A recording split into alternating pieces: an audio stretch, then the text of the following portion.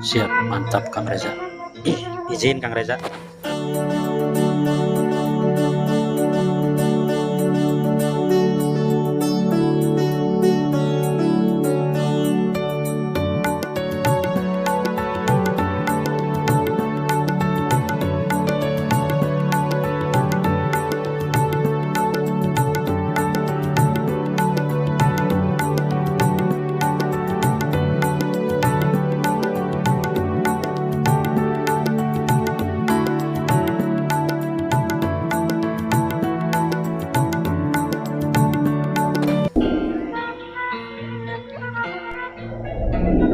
Monggo Daiskan, namanya Daiskan gitu ya.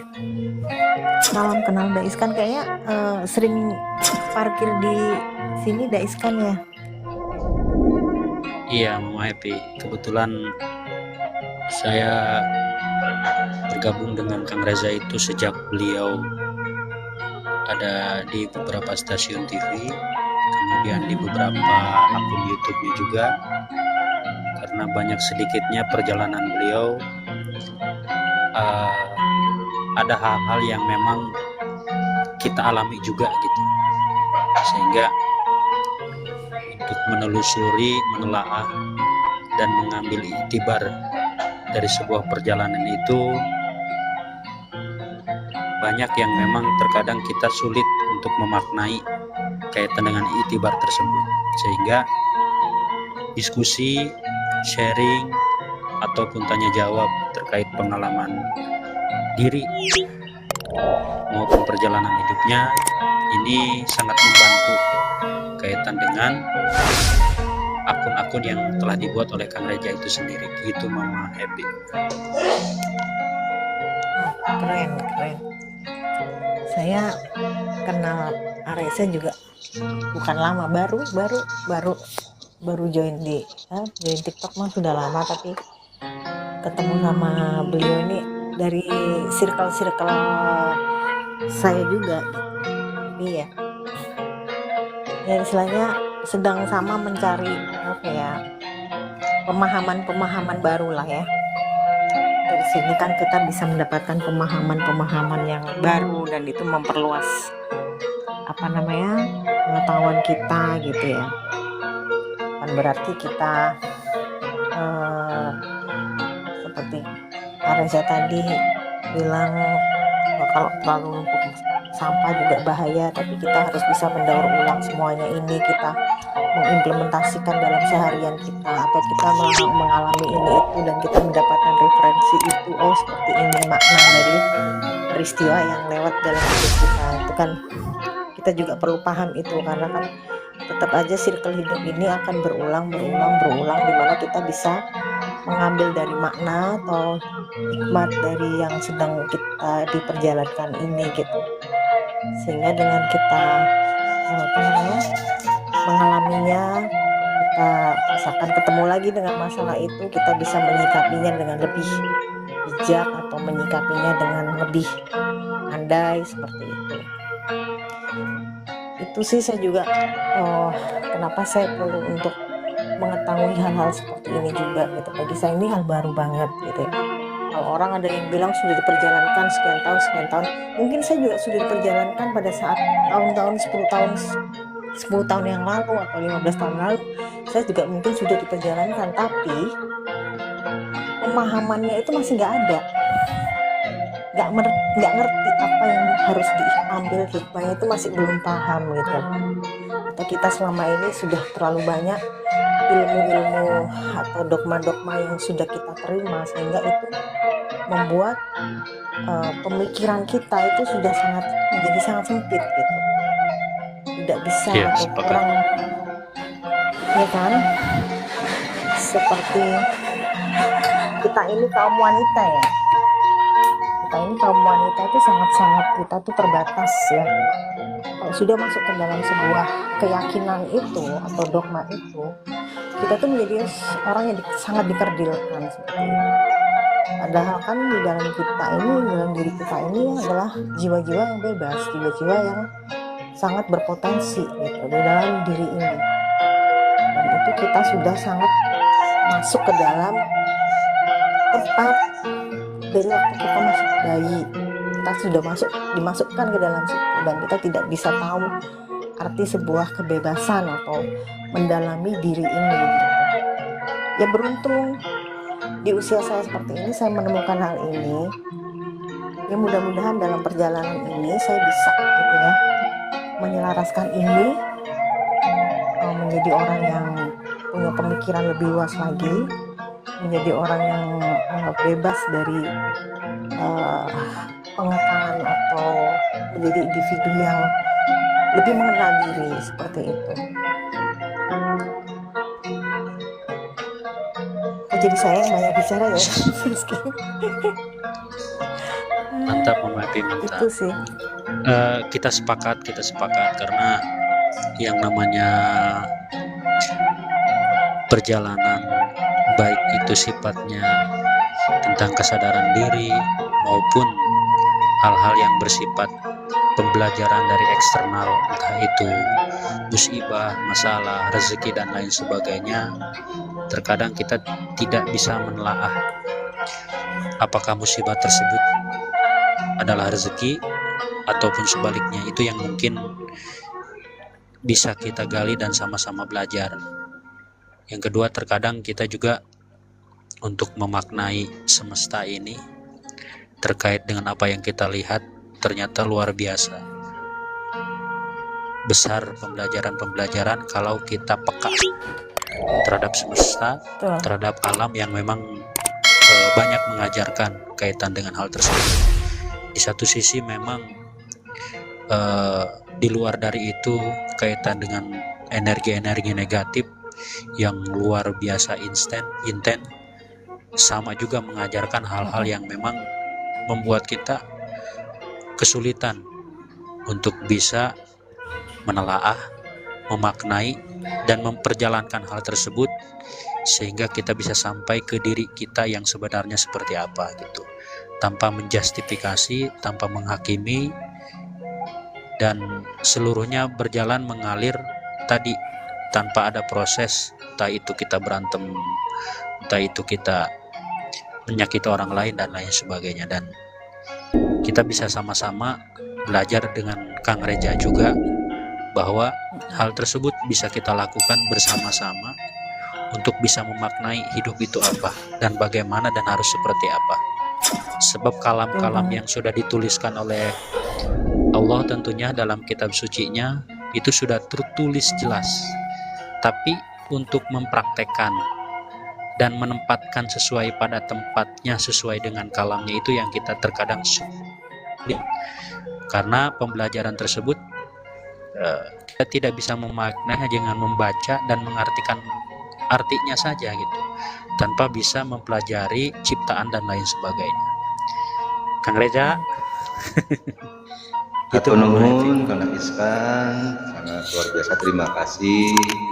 Kalau tadi Kang Daiskan bilang bahwa mari belajar ke Kang Reza, mari belajar bersama-sama. Nah, karena saya juga belajar dari Mama Happy, belajar dari Daiskan, belajar dari Kang Gara, dan belajar dari siapapun apapun yang hadir. Karena kita semua hanya para pembelajar aja. Seperti itu. Hanya kalaupun dengan pikiran manusia, ya pasti begitu ya. Dan kita memang ada perlunya cermin-cermin, pantulan-pantulan atau pematik-pematik. Dan luar biasa tadi yang Kang Daiskan sampaikan, betul. Memang dalam proses mudah tapi gampang. Ketika tadi ada perkataan dari si mulut ini bahwa coba hilangkan untuk tidak menghakimi, menilai. Ketika itu penilaian penghakiman hadir, dan itu wajar, tidak apa, sah, semuanya sah-sah saja. Ketika misalnya hadir sebuah penilaian, kayak tadi Kang Daiskan menyampaikan, ayo kita belajar ke Kang Reza. Nah ketika itu kalau saya membiarkan si ego yang mendominasi, maka saya ketika itu hadir merasa lebih tinggi, lebih hebat, lebih apapun dari kalian. Dan itu wajar muncul. Itu saya kenali, si ego muncul nih. Makanya perlu saya katakan ini untuk apa? merilis, mendaur ulang sampah. Sampah itu adalah si energi yang berlebihan, baik itu energi negatif atau positif. Karena terlalu positif, manusia akan jadi terlalu baik atau terlalu berempati. Seolah-olah semuanya perlu dibantu, perlu ditolong, atau itu adalah tanggung jawab kita untuk membantu dan menyelamatkan. Padahal tadi yang Kang Iskan sampaikan, bahwa semuanya itu ada proses pembelajaran dan hasilnya gitu. Apapun dari siapapun, entah itu dengan labelisasi agama, kepercayaan, keyakinan, kesadaran, apapun itu. Ketika kita terus tidak berarti belajar proses, maka sampailah kepada titik netral, seimbang, atau dalam istilah agama Islam, Shiratal Mustaqim. Silakan lanjut dulu. Ini ada pengamen yang harus saya simak dan resapi esensinya apa. Siap. Mangga Kang Reza. Mama Happy dilanjut, Mama Happy. Iya, monggo. Saya juga proses belajar aja di sini. Nah, sudah Siap. pergi. Nah itu, kalau dengan pikiran, apalagi dengan perasaan yang tersusupi ego, apa? Ketika pengamen datang, perasaan akan muncul, ganggu banget nih, gitu. Si pikiran muncul dan mendominasi. Ini gue lagi menyampaikan kan gitu ya, lagi menyampaikan ini ngobrol lagi anteng, lagi enak, wah dia merusak frekuensi. Nah, si pikiran tuh.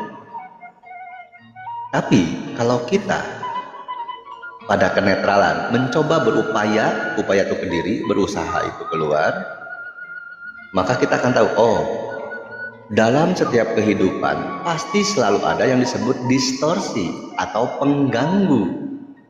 Padahal setiap pengganggu, pendistorsi, atau yang disebut penjahat, apapun itulah sebutannya, justru itu untuk melatih kita apakah tetap ada pada frekuensi vibrasi, apakah tetap ada pada energi yang tadi.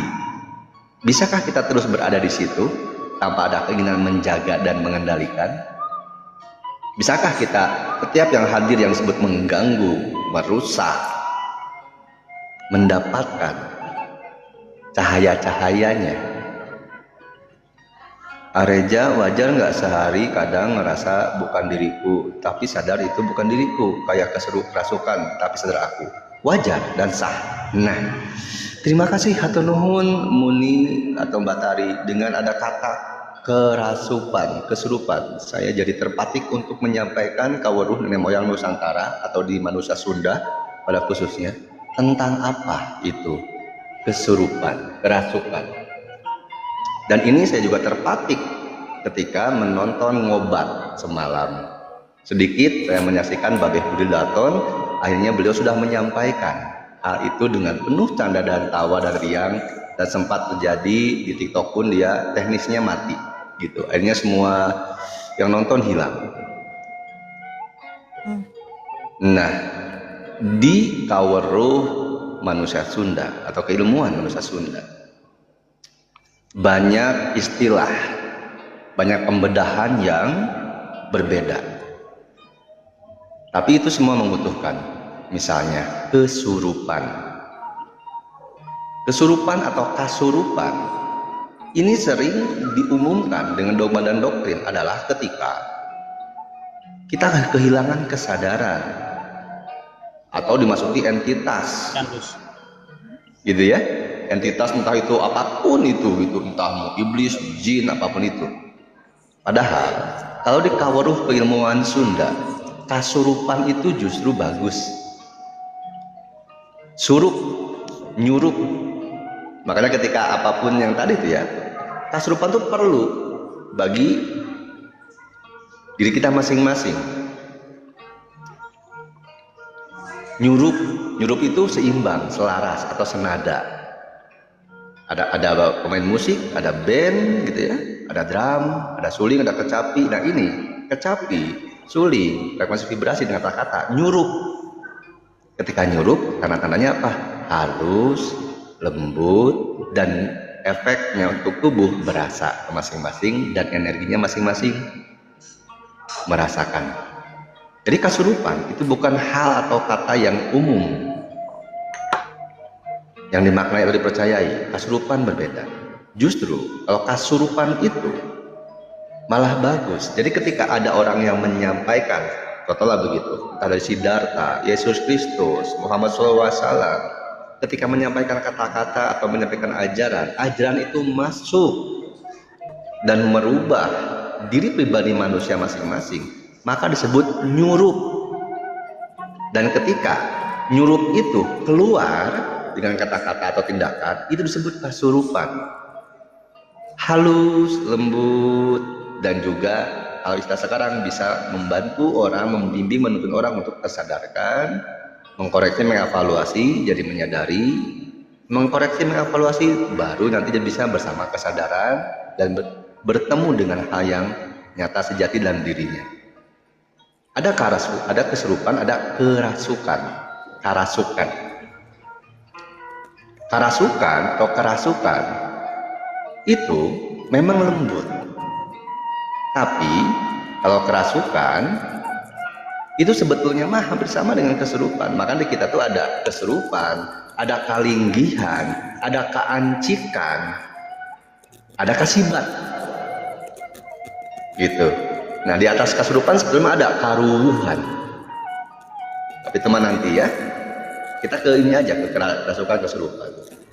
Nah, kalau kesurupan yang tadi, kalau kalinggihan itu si tubuh kita, si diri kita dengan kata-kata kita yang terbatas, itu kalinggihan. Kalinggihan apa? Kalinggihan kaweruh, kalinggihan keilmuan, kalinggihan ajaran yang sudah nyurup.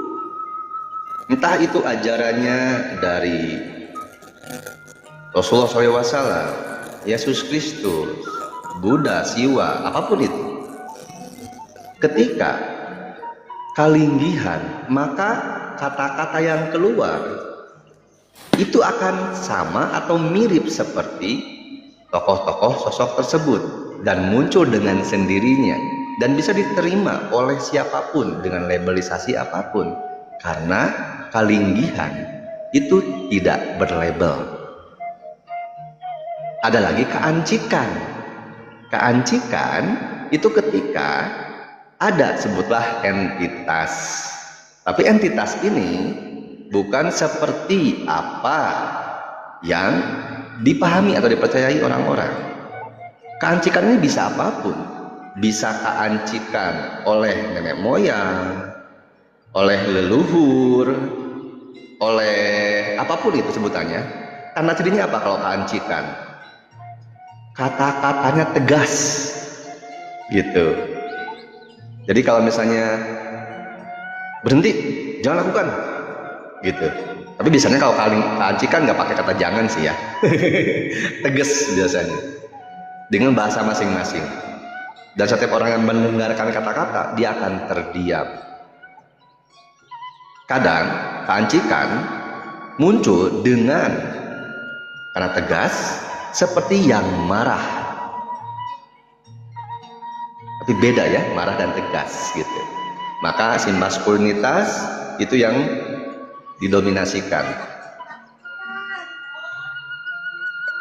Salah satu keancikan itu ketika seorang ibu yang ketika dia sudah memberikan asihan ke anaknya, terus anaknya melakukan hal yang sungguh membuat dia bersedih dan menangis. Karena hal yang paling seorang ibu menyakiti seorang ibu adalah apa? Adalah ketika anaknya berbicara lantang, membantah, atau bahkan paling menyakitkan itu adalah membentak. Makanya ketika di agama Islam, Rasulullah SAW kepada ibu jangankan membentak, bilang ah saja itu, ya kan? Seperti itu. Nah itu keancikan sebetulnya, hanya belum dikenali. Akhirnya ketika belum dikenali, belum selesai energi, seorang ibu suka sumpah serapah, supata. Makanya sumpah ibu itu terjadi terwujud gitu. Kalau dalam kemarahan full, karena itu keancikan sebetulnya, hanya perlu disampaikan sesuai dengan tepat pada momentum yang tepat, kalau tadi katakan hadis kan. Makanya seorang ibu ketika berkata gitu, hati-hatilah dengan kata-katamu, karena kata-katamu akan menjadi sabda untuk anak-anakmu, baik disadari ataupun tidak. Apalagi keancikan energi, keancikan apapun. Nah, ada yang keempat, kasibat, ketempelan lah ibaratnya. Nah, kalau kasibat ini tandanya liar, tidak ada makna yang bisa diambil, tidak menyadarkan dan tidak ada manfaat, dan dia tidak terkontrol, tidak ada pada kesadaran. Apa yang dilakukan dia tidak tahu. Itu kasibat. Jadi ada beberapa fase tahapan. Nah, ini yang bisa saya sampaikan secara umum saja. Silahkan kalau mau di fotokopi, karena sekarang banyak yang mengcopy paste kan ya, nggak apa-apa. Karena memang beberapa harus sudah disampaikan, harus sudah dimunculkan. Kawruh-kawruh manusia Sunda.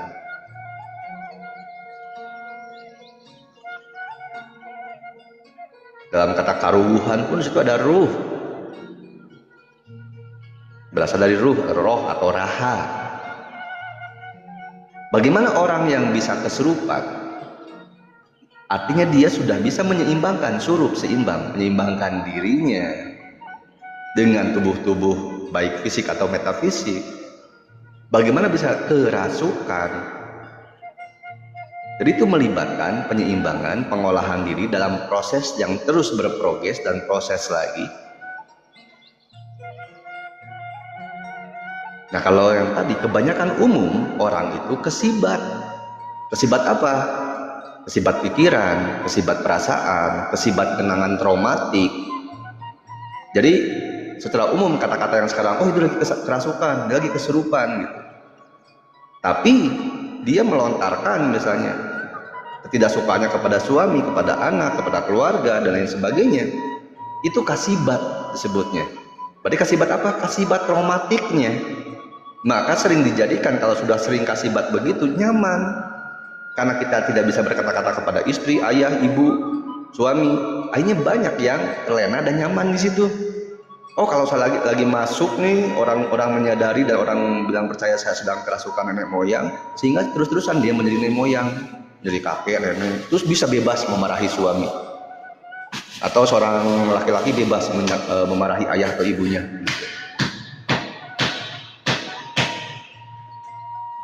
Itu kesibat. Kalau sekarang di istilahnya disebutnya mental illness, penyakit mental. Ada lagi kesibat yang dari makhluk-makhluk yang lain gitu. Makanya kalau dulu ya orang tua di Jawa Barat tuh atau dimanapun pasti ada pesan. Kalau habis dari kuburan, pemakaman, atau dari tempat-tempat yang kita belum tahu, angker atau apapun gitu, disarankan supaya minimal cuci kaki, cuci tangan, cuci muka. Atau dalam Islam berwudu, mandi, ganti baju, baru peluk anak dan lain sebagainya. Karena bisa jadi ketempelan energi, akhirnya kesibat. Pikiran manusia juga kalau nempel di tubuh kita akan menjadi kesibat. Dogmatris gitu ya, itu akan jadi juga kesibat, ketempelan. Termasuk ini, ketika ada kata-kata yang terus mengalir, di situ juga ada energi atau daya yang terus mengalir dari Kang Daiskan, Mama Happy, A1 dan siapapun yang mendengarkan. Kita sedang melakukan pertukaran energi. Maka dari itu penting mengenali energi agar tidak tertukar. Traumatik penyakit orang, egoisme orang lain, apalagi ketemu nih traumatik yang sama, ketemu nih egoisme yang sama. Itulah yang sering dikatakan, wah kita sefrekuensi ya, padahal belum tentu sefrekuensi yang asli atau sevibrasi yang asli, seenergi yang benar, tepat. Bisa jadi karena memiliki traumatik yang sama. Dan itu tandanya ketika nanti ada traumatik yang sama, ada keegoisan yang sama, perlahan si diri ini akan muncul ketidaksenangan, ketidaknyamanan, akhirnya meninggalkan siapapun itu orangnya. Dan biasanya ketika traumatik yang sama, keegoisan yang sama, ada keterikatan yang sama, ada ketergantungan yang sama. Baik itu seorang guru yang tergantung pada muridnya, seorang ayah yang tergantung pada anaknya, seorang ibu yang tergantung pada anaknya, dan saling ketergantungan. Ketika anaknya akan pergi meninggalkan, ketika muridnya akan pergi meninggalkan, ketika ayahnya akan pergi meninggalkan, ketika gurunya pergi meninggalkan, pasti akan selalu ditarik dan dikekang, atau adanya pengancaman-pengancaman. Dan itu bentuk keegoisan, yang dimana menjadi Tuhan-Tuhan yang baru. Makanya ketika di agama Islam, la ilaha illallah, tiada Tuhan selain Allah. Tiadakan dulu Tuhan-Tuhan yang kamu anggap itu Tuhan, yang kamu tidak sadar itu Tuhan.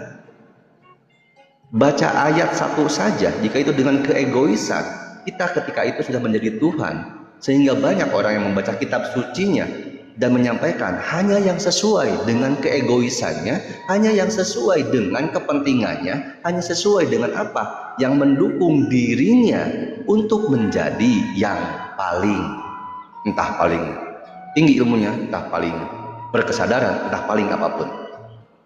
Maka mari bersama, sekali lagi, khususnya kata-kata ini untuk si Reja Rahasia dengan tubuh-tubuhnya,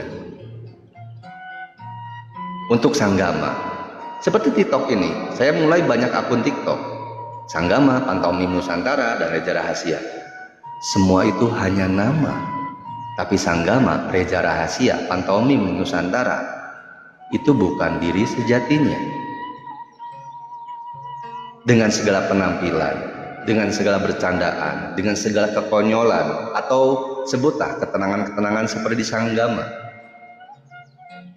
maka ketika kita terlena terjebak pada penampilan, pada wujud identitas yang dihadirkan dari kepentingan-kepentingan, dari kata-kata yang terdalam disembunyikan tendensi untuk mengendalikan dan memanipulasi, itu sudah sering terjadi dan banyak di muka bumi ini. Nah, ketika tadi saya berkata begitu, itu ada penilaian, ada penghakiman. Maka lupakan semua kata-katanya, tapi terimalah energinya, sehingga tidak terjebak dan menyalahkan, menghakimi siapapun orang-orang tersebut yang kita mengalami dengan nama ini, dengan sosok ini. Leburkan itu agar dirimu semakin sembuh, semakin pulih, dan terus menjadi diri sendiri.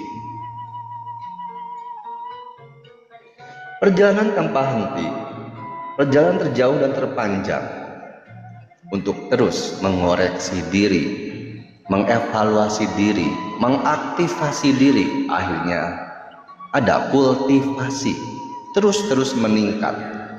Kalau istilah bahasa Inggris disebutnya self improvement. Ada improve terus, ada perubahan diri. Maka ketika kata-kata ini tidak menjadi merubah dirinya sendiri yang berkata-kata jadi versi yang lebih baik atau yang mendengarkan, maka itu tidak berguna. Maka ketika ada istilah banyak, terima kasih Kang pencerahannya, saya tercerahkan. Belum, bukan. Karena kalau tercerahkan, pencerahan itu akan merubah dirimu dan dari praktek dirimu langsung nyata. Apapun yang dikatakan ini hanya informasi kata-kata, dan semua itu terbatas dan bisa menjebak baik kepada yang berkata-kata atau yang mendengarkan kata-kata itu sendiri. Masukilah dunia tanpa kata-kata, dunia tanpa istilah, dunia tanpa nama, ruang saya.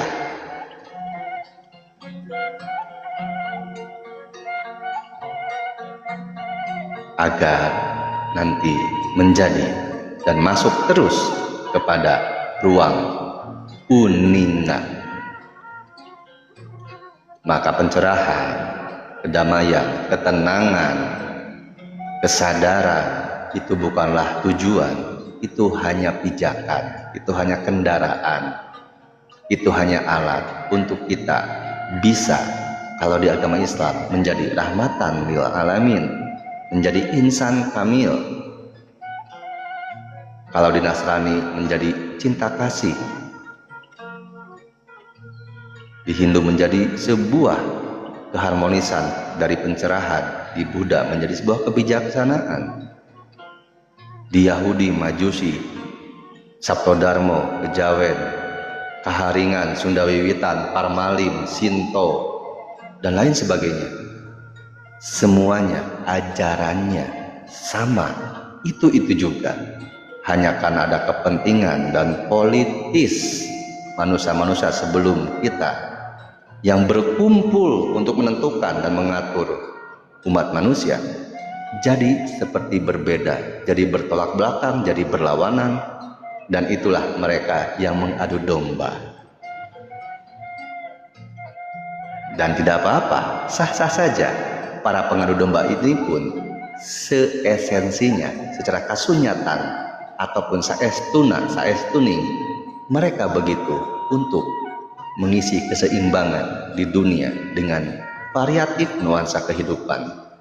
Leburkan, menetralkan dari kebencian, dari kekecewaan, dari penghakiman dan penilaian. Entah itu dengan berselimut bersampukan Illuminati, Freemason, 9 naga, apapun itu sebutannya. Mereka semua hadir sebagai pasangan seperti gelap dan terang, hitam dan putih. Kalau tidak ada yang disebut jahat, tidak ada yang disebut baik. Akal manusia, cipta, dari situlah hadir baik dan buruk, benar dan salah. Karena kinerja akal emang fungsinya untuk memilah dan memilih, untuk menentukan, untuk secara teknis. Akal bekerja untuk seperti itu. Bagaimana manusia bisa membedakan, tapi bukan untuk saling memperdebatkan perbedaan. Ketika manusia hanya condong dominan kepada otak kiri, otak kanan dengan logikanya, maka ketika menemukan sebuah kebenaran, dia akan pasti dengan mudah menyalahkan. Ketika dia mendapatkan seorang pengetahuan yang tidak diketahui orang lain, dia pasti akan dengan mudah untuk menyebut pengetahuan itu palsu, salah, tidak baik. Karena hanya akalnya yang didominasikan, yang jadi tuan. Padahal kalau kita mengetahui ada perangkat diri yang lain, misalnya otak kiri, otak kanan, ada yang disebut rasa di sana. Yang di situ ada jantung sebagai sumber frekuensi vibrasi, keteg dan keter, ada denyut dan detak.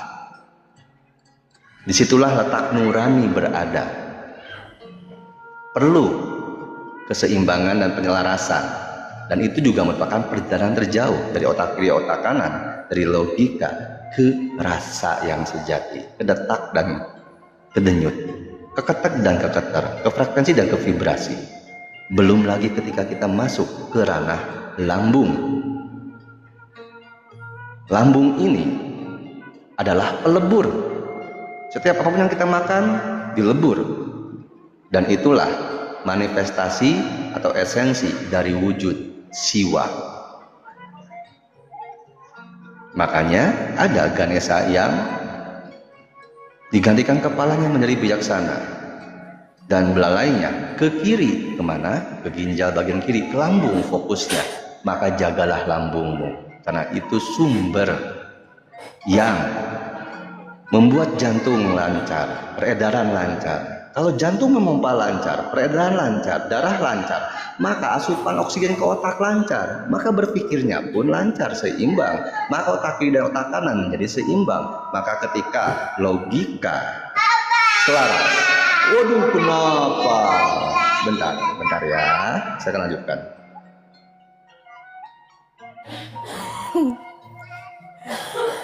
Irama. Bentar ya Bu. Iya, biarin. Di apa? Kalau ada sausnya mau dah. Dan enak tuh karena digituin. Sausnya nggak ada. Makan saus biasa aja, kita beli di warung aja ya gitu. Beda kagak apa. Namanya bisul gitu ya. Iya, lagi habis Oh, iya. segitu juga. Alhamdulillah, mudah-mudahan lancar. Iya. Iya. Bu ya Bu, dikukus Iya, dulu ya. iya, nggak apa-apa. Mm-mm.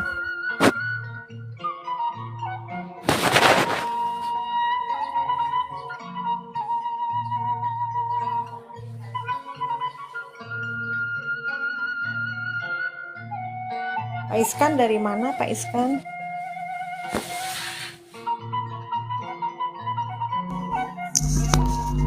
Siap, Ibu. Saya dari Bogor.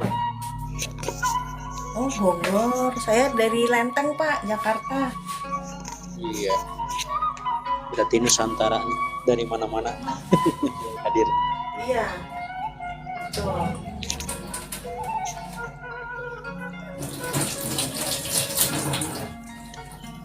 Saya kemarin ke Puncak, Ciawi, ke rumah temen. Ke mana Ibu? Puncak. Itu kuku semuanya. Iya, Puncak Ciawi. Nginep di rumah temen. Kalau saya di Bogor bagian baratnya. Kalau Puncak itu bagian selatan, Bogornya bagian selatan. Oh gitu. Puncak Bogor bagian selatan. Selatan, barat. Kalau barat berarti ini kotanya apa? Iya, kotanya. Saya paling kalau ke Bogor ya ke Surken.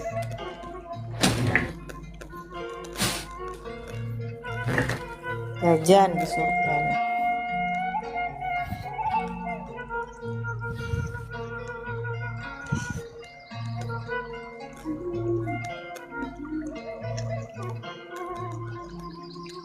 Coba dihitung deh Kak. Ya baik, terima kasih saudara-saudari beraya semua. Biasa. Dan itu juga dari penanda bahwa secara esensialnya bahwa sebelum semuanya tersampaikan, apa yang tidak seharusnya dan tidak tepat disampaikan di ranah yang tidak tepat, maka itu muncullah tangisan dari cucu saya. Kalau kondisinya memang berbeda, tapi saya mendapatkan itu. Jadi sebelum apapun yang dikatakan itu tidak tepat dan menjadi ketidaktepatan atau menjadi penyalahgunaan kepada diri saya pribadi khususnya dan kepada saudara-saudari semuanya, Sanggama undur diri dulu. Nanti bisa kita ketemu lagi. Mungkin nanti akan beralih ke Pantomim Nusantara atau ke yang mana saya tidak tahu ya. Yang pasti satu hal, mungkin ketika saya mulai sekarang membuat sebuah grup,